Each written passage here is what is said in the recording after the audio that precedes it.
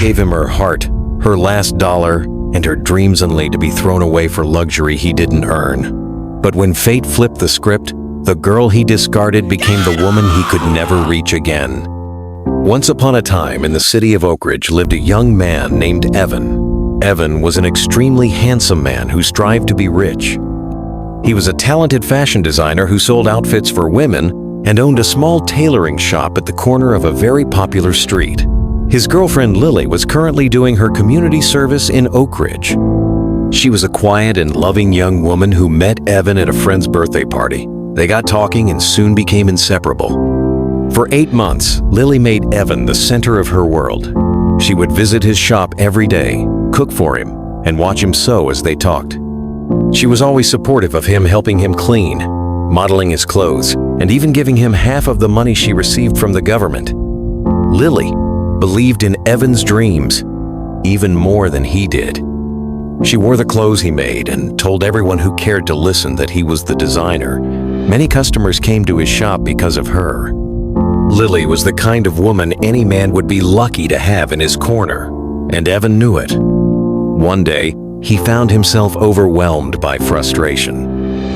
Rent was due, customers were scarce, and the money he had was barely enough for food.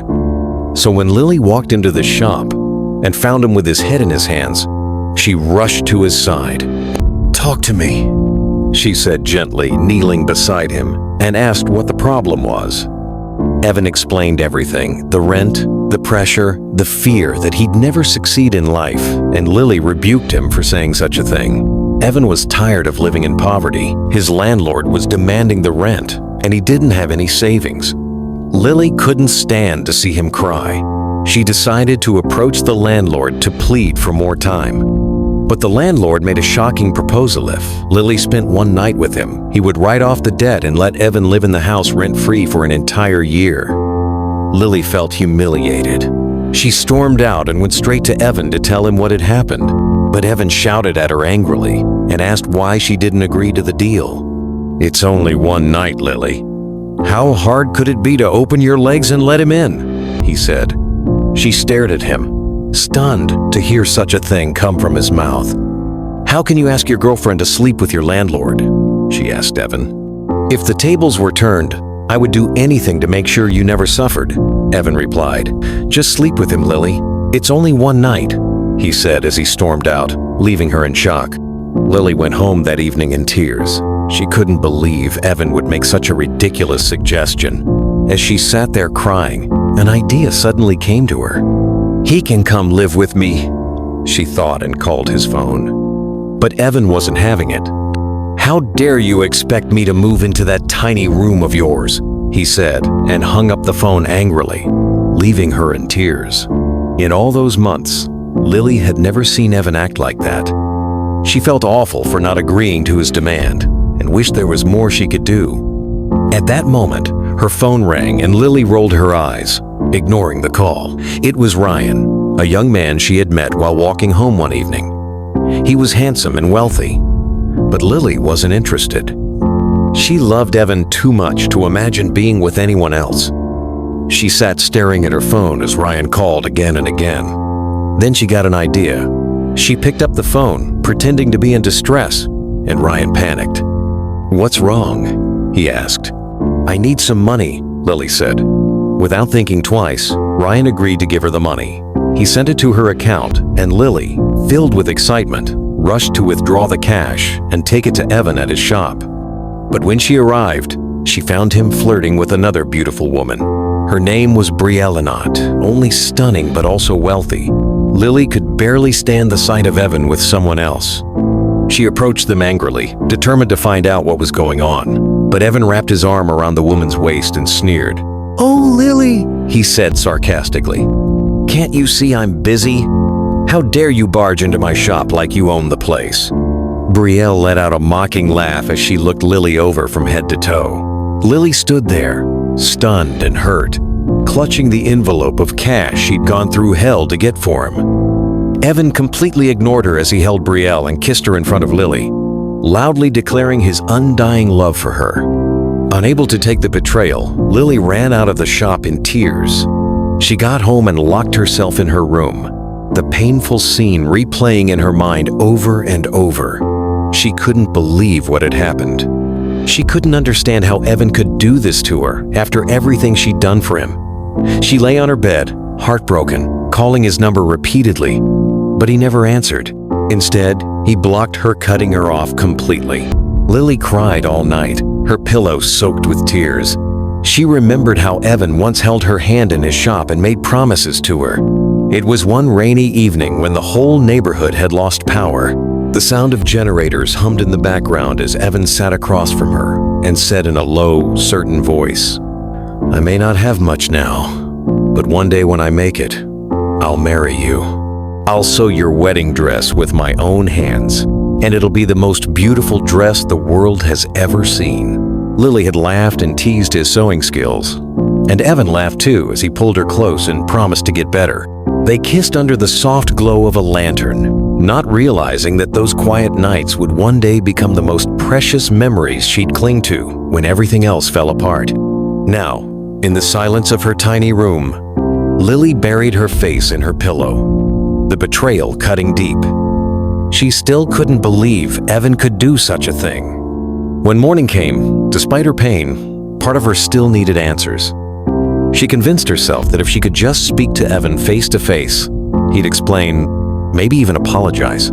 So, with swollen eyes and trembling hands, Lily left her house that morning and headed to his apartment. She arrived minutes later and knocked gently on the door. Evan answered after a while, and standing next to him was Brielle, now wearing a short silk robe. She glanced at Lily and asked, "What are you doing here this early in the morning?" Lily couldn't hold back her tears. She turned to Evan and pleaded for a moment to talk, but he looked at her like she was a stranger. "Talk about what exactly?" he said mockingly. "I told you it was over. You really shouldn't be here, Lily." She handed him the envelope of money, hoping he would see the sacrifice she had made and change his mind. But Evan laughed in her face and said something Lily never expected. "While you were out there spreading your legs to get this money," he sneered, "my darling here was signing over the deed to this house. She bought it for me, Lily, something you could only dream of. You're beneath me. The sooner you realize that, the better." Brielle scoffed and stepped toward Lily. Without warning, she lunged forward and slapped her hard across the face. "I don't know who you think you are," she hissed. Brielle snapped as she continued.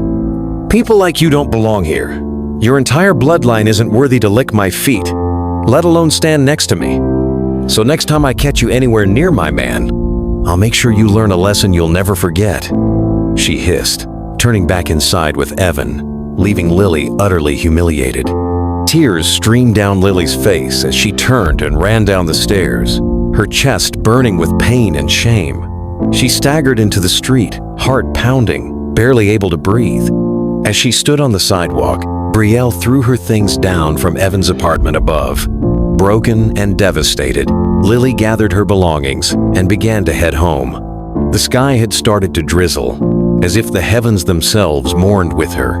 She stood by the roadside trying to hail a cab when a sleek black car pulled up beside her and someone called her name. The window rolled down. It was Ryan, the wealthy, kind man who had always loved her and was willing to do anything for her. "Lily, my God, what happened to you? Get in the car," he said, quickly unlocking the door. Lily hesitated but got in. As soon as she sat down, she burst into tears. Between sobs, she told Ryan everything, how much she had loved Evan, all she had sacrificed for him, and how he had still chosen someone else.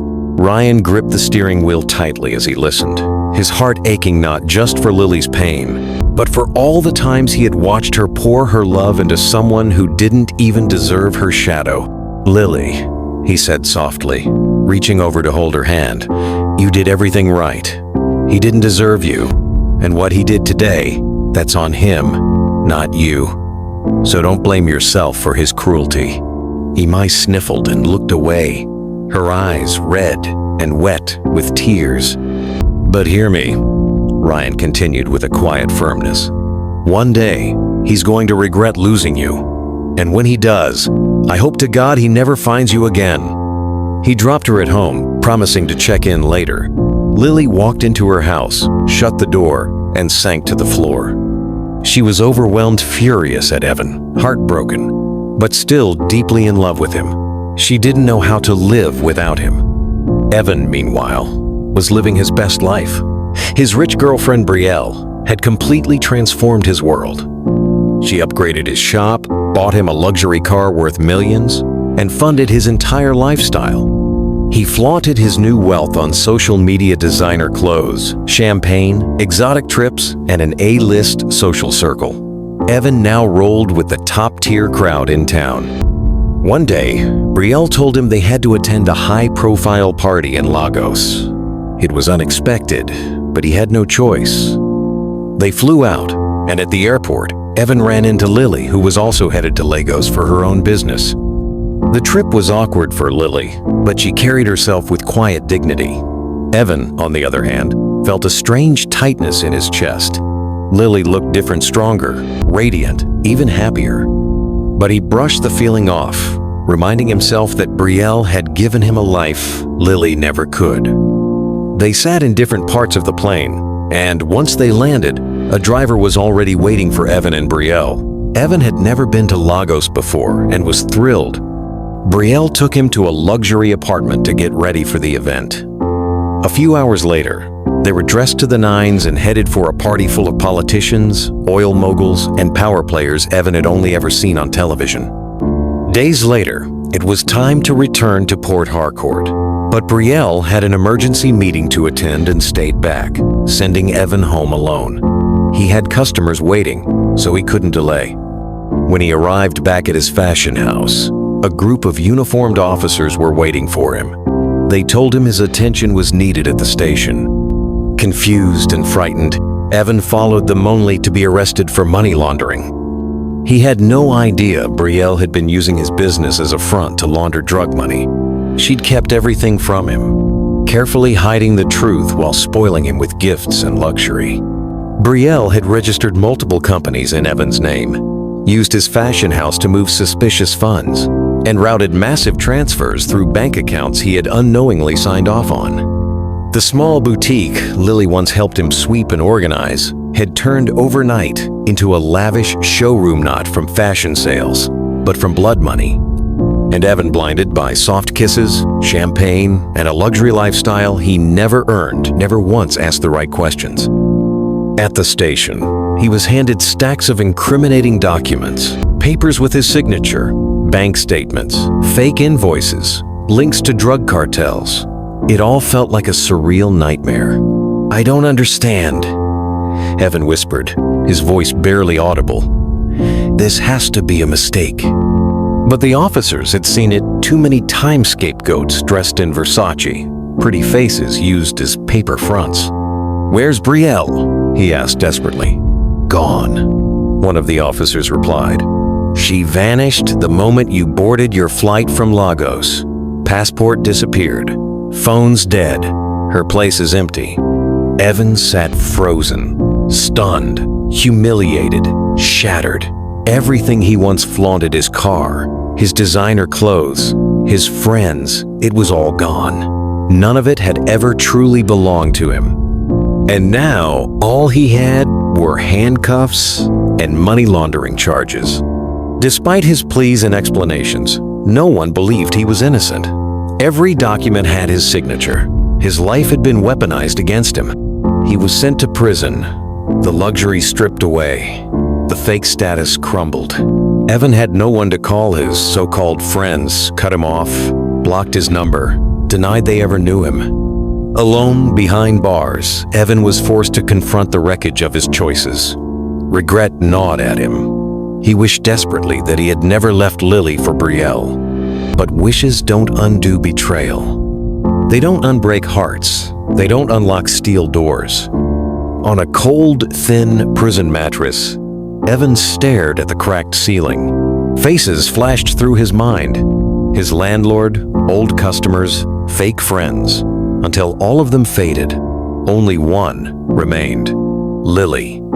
The only woman who had ever loved him for who he truly was. The one who had stood by him when he had absolutely nothing. He remembered her laughter when she brought food to his shop, her tears when he told her, "Just sleep with him, Lily. It's only one night." A single tear slid down his cheek. He bit his lip, trying to hold back the sob crawling up his throat. He was alone, and that was his truest punishment. In a desperate moment, Evan managed to find a phone and dialed her number from prison, just hoping that she'd answer. The number was disconnected. His hope crumbled. Months passed. Every effort to reach her failed. So Evan gave up hope. He accepted his fate, survived day by day behind bars. Then, 2 years later, something unexpected happened. Brielle was finally apprehended by international police. With her arrest, the entire case reopened. New evidence came to light, along with a confession from one of her accomplices. It proved that Brielle had been the mastermind behind a massive, international money laundering ring. Dozens of innocent identities, including Evan Shaw, had been used as fronts. Evan was exonerated, cleared of all charges. But his freedom came at a terrible cost. By the time he stepped outside the prison gates, he had lost everything. His business, his reputation, his home, his pride, his once handsome face had grown hollow. His eyes were heavy with sorrow and betrayal. His soul bore invisible scars that no sentence could ever erase. He had no money, no friends, no place to stay. With nowhere else to go, Evan packed the few belongings he had and returned to his village. When his mother, now old and frail, opened the door and saw him, she burst into tears. "My son," she wept, "you left to chase the world and came back with nothing but pain." Evan said nothing. He simply bowed his head. For days, Evan barely left the compound. Villagers whispered as they passed. The once promising fashion designer from Port Harcourt now lived in obscurity, with no future in sight. But nothing could have prepared him for what he saw one afternoon. One of his wealthy uncles returned from abroad and stopped by the village. Evan decided to pay him a visit. As he entered the house, something in the corner caught his eye: a souvenir bag with an image printed on it. He froze. On it were Lily and another man dressed in elegant traditional attire, married. Evan stood in silence, pain flooding his chest as he turned to his uncle. "How do you know her?" His uncle smiled and replied casually, "Lily? Oh, she's the daughter of the Enugu state governor. Her family is very influential, and the man she married, Jonah, that's my friend's son." Evan's hands trembled as he picked up the bag. The photo showed Lily and Jonah beaming, regal, radiant. She looked peaceful, joyful, glowing. His uncle continued, unaware of the emotional storm inside Evan. "She's such a humble girl. Can you believe it? Even during her national service, she lived like an ordinary Corps member, refused any special treatment from home, principled to the core.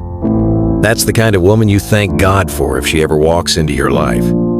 Evan swallowed hard, his throat suddenly dry.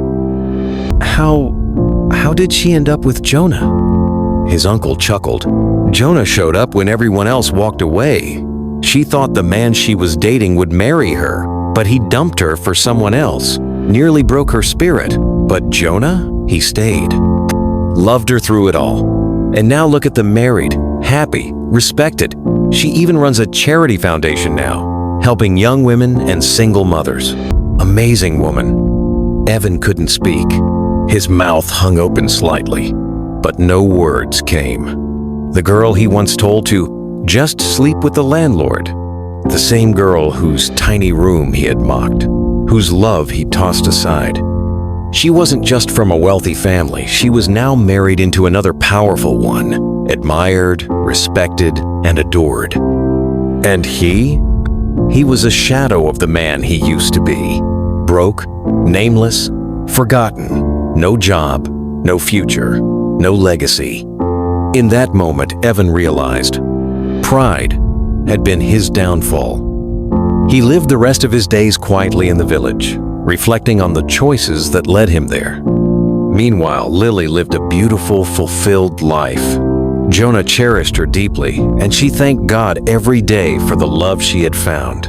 She never looked back with regret. The lesson? True love should never be traded for temporary luxury. Humility is a silent power that outshines pride. Evan's downfall wasn't poverty, it was arrogance, greed, and his failure to recognize worth in simplicity. Lily's strength, loyalty, and integrity carried her to greatness, while Evan's thirst for status left him with nothing but sorrow. In life, never despise small beginnings. Never betray someone who would have given you the world with bare hands. Because sometimes, the one you discard today becomes the person you can never reach again. I hope you enjoyed the story.